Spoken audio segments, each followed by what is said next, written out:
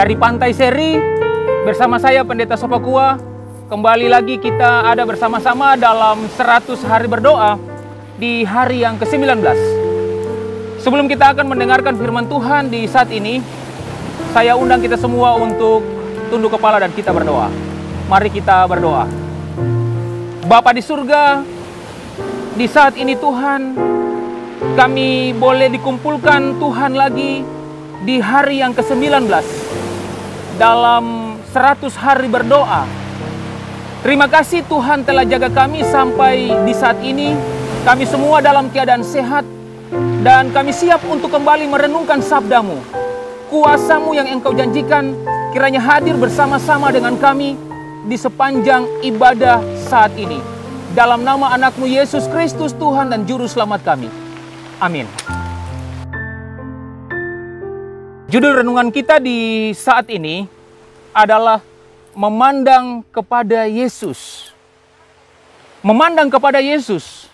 Bagaimana caranya kita memandang Yesus? Di saat yang bagaimana kita dapat memandang Yesus? Kapan kita memandang Yesus?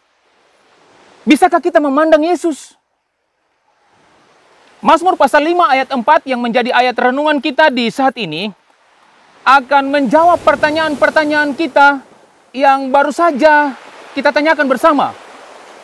Bapak Ibu yang ada di mana saja, yang saat ini sementara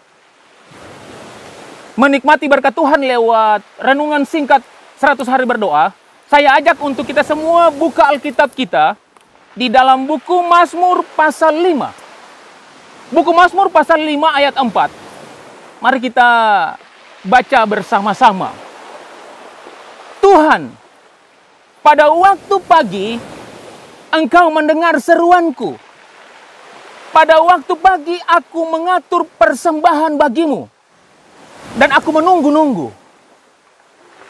Oh, ternyata pertanyaan-pertanyaan yang tadi yang ditanyakan sudah terjawab di dalam Mazmur pasal 5 ayatnya yang keempat. Tuhan, pada waktu pagi Engkau mendengar seruanku.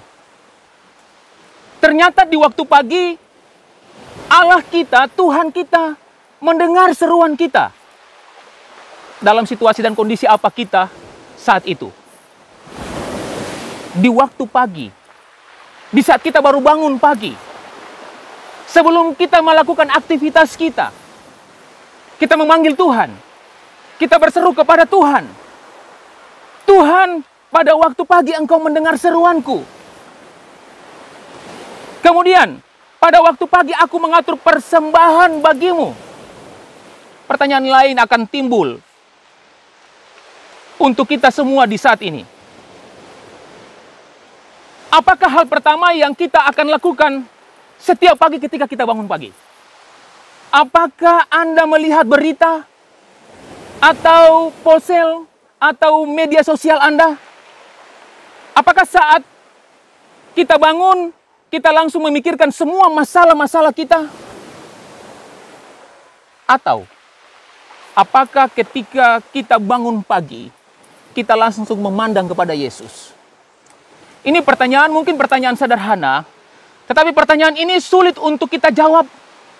Karena kalau kita mau jawab, pasti poin-poin pertama di atas itu yang akan kita jawab. Tetapi poin yang terakhir, apakah ketika kita bangun pagi langsung kita memandang Yesus? Kita buat mezbah kita buat persembahan kita datang kepada Yesus, membawa diri kita kepada Yesus, memandang Yesus, memikirkan tentang Yesus.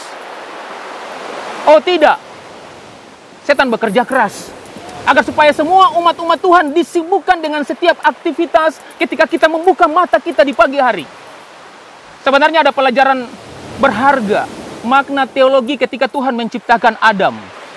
Ketika Tuhan menciptakan Adam, Tuhan membentuk Adam serupa dengan gambarnya dari debu tanah. Dan ketika Tuhan memberikan nafas hidup ke dalam tubuh Adam dan Adam hidup, pertanyaan, yang pertama Adam lihat adalah siapa? Oh Bapak Ibu yang ada di rumah, saudara-saudara, umat Tuhan dimanapun Anda berada. Tentu yang pertama Adam lihat adalah penciptanya. Allah yang menciptanya. Apa pelajaran teologi, makna teologi ketika Adam menerima kehidupan lalu melihat Allah? Artinya ketika kita bangun pagi-pagi, yang pertama kita lihat itu adalah Allah. Yang pertama yang kita harus pandang itu adalah Allah. Mari kita kumpul keluarga kita kumpul istri, suami, anak-anak, orang tua kita. Lalu kita memandang Allah.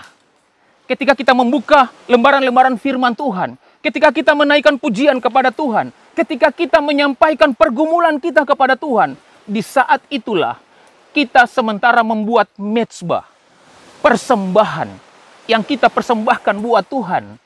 Dan di saat itulah ketika kita kembali ke judul khotbah atau renungan saya, kita sementara memandang Tuhan. Berapa banyak di antara kita di hari ini yang melakukan hal ini?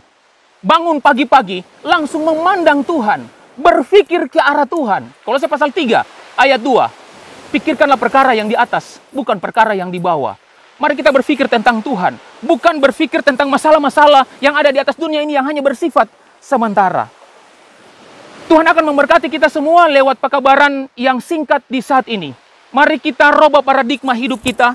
Mari kita rubah gaya hidup kita. Kalau pagi-pagi kita bangun langsung kita melihat berita, memegang handphone kita, dan berbagai macam kesibukan-kesibukan dunia kita. Tapi renungan saat ini menekankan bagi kita, sebelum kita melakukan berbagai macam aktivitas itu, waktu yang pertama yang kita gunakan adalah kita harus dengan Tuhan. Kita harus memandang Tuhan.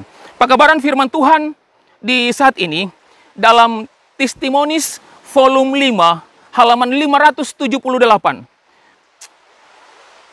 Nyonya White mengomentari akan firman Tuhan di saat ini.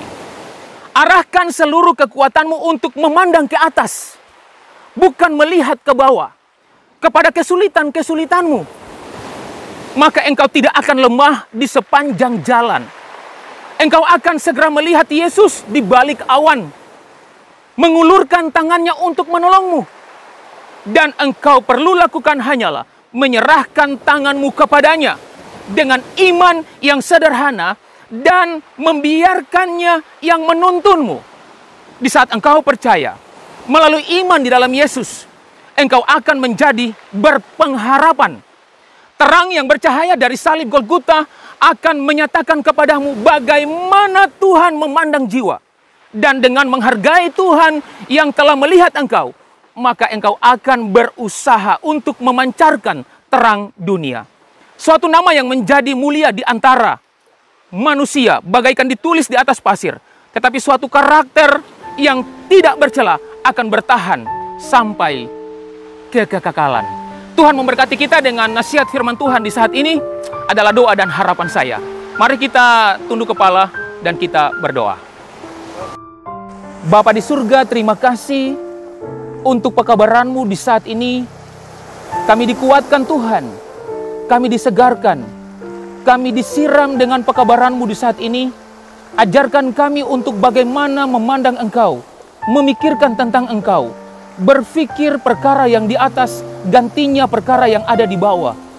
Oleh sebab itu Tuhan, Roh Kudus-Mu sajalah oknum kealahan yang sanggup menerjemahkan, mengartikan pekabaran ini di dalam kehidupan kami, manakala kami diizinkan Tuhan untuk menjalani hari-hari kami. Kalau kehidupan kami di hari-hari kemarin, kami dengan pola pikir yang salah, Roh Kudus arahkan kami, nasihati kami untuk merubah gaya hidup kami, agar ketika kami bangun di waktu pagi, kami mau tinggalkan segala masalah-masalah duniawi kami. Kami mau tinggalkan segala kesibukan-kesibukan duniawi kami. Gantinya, kami akan berkumpul bersama-sama, bersatu di dalam keluarga kami, di dalam umat-umat Tuhan, untuk memandang Tuhan, untuk menyembah Tuhan. Adakan mezbah pagi di saat Tuhan izinkan kami menikmati hari yang baru. Bapa di surga, inilah kami Tuhan. Dengar doa dan sembahyang kami.